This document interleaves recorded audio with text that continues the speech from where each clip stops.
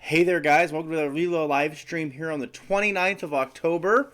Today, we're going to continue our conversation on the industries and employment here in St. Joseph. But first, we're going to talk a little bit about what's going on here at the Row.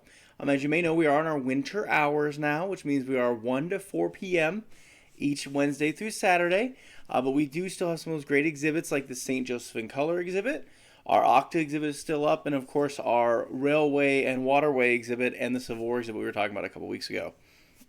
We do still want to talk to you guys a little bit about our NARM membership. We are still working with the North American Reciprocal Museum Association in order to get you guys the best possible deal with your memberships. If you do have a membership with us and you're at the $100 level or more, you do have access to over 1,000 separate industry museums that are wonderful to visit and are definitely great. We are going to hopefully have some articles soon in the newsletter that'll talk a little bit about those. But we also did want to let you know that you could be a member at any level and do get some amazing access to discounts for our museum building, of course, for free, along with our event space that we have downstairs. You'd have a discount to get into, as well as access to some of our great events that we do have throughout the year and we'll be announcing for 2022.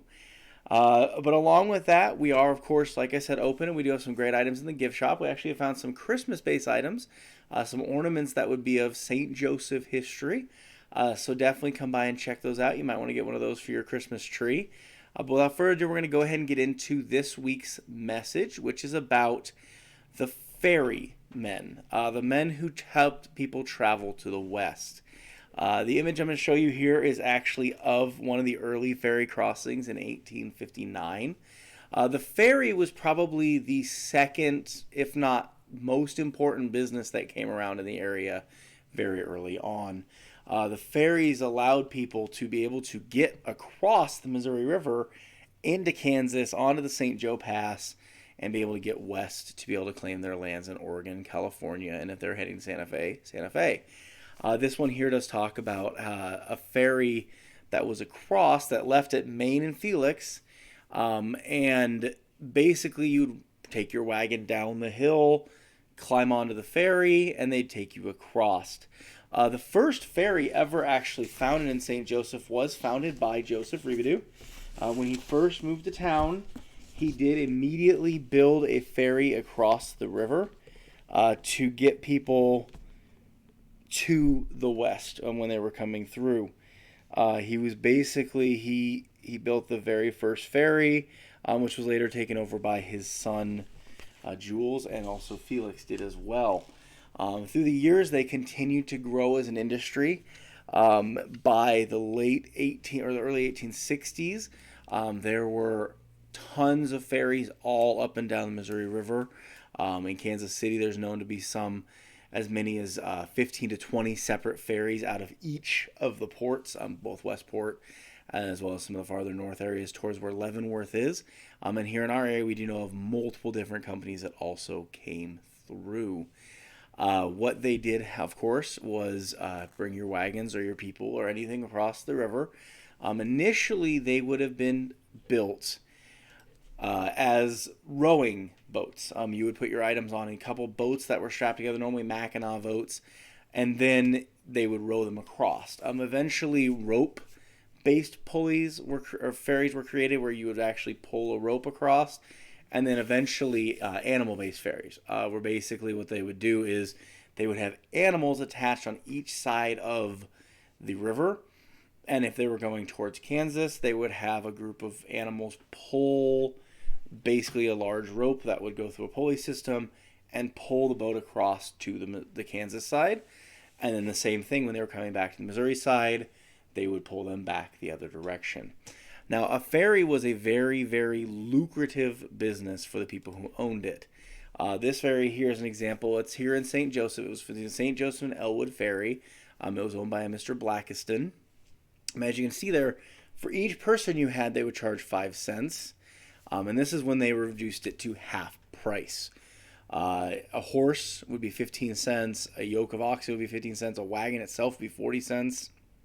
And if you had loose cattle, they charge you 7.5 cents. Well, no, those amounts don't seem like a lot. You have to think about for every person you had, you'd have extra cost. You would have multiple people going. I mean, if they charge like if you were just taking your wagon across and you were going to swim the river in a day, as you can see here, they did say they would do a trip every 15 minutes from sunrise to sunset. Well, here in Missouri and St. Joseph during the summer, you're looking at about 14-hour days between sunrise and sunset, and that's about 58 to 60 trips a day.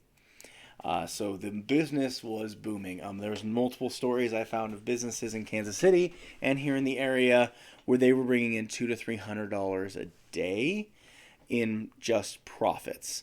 In fact, they would be paying hundreds of dollars a month in the taxes that were owed to their city just because they were bringing in so much money.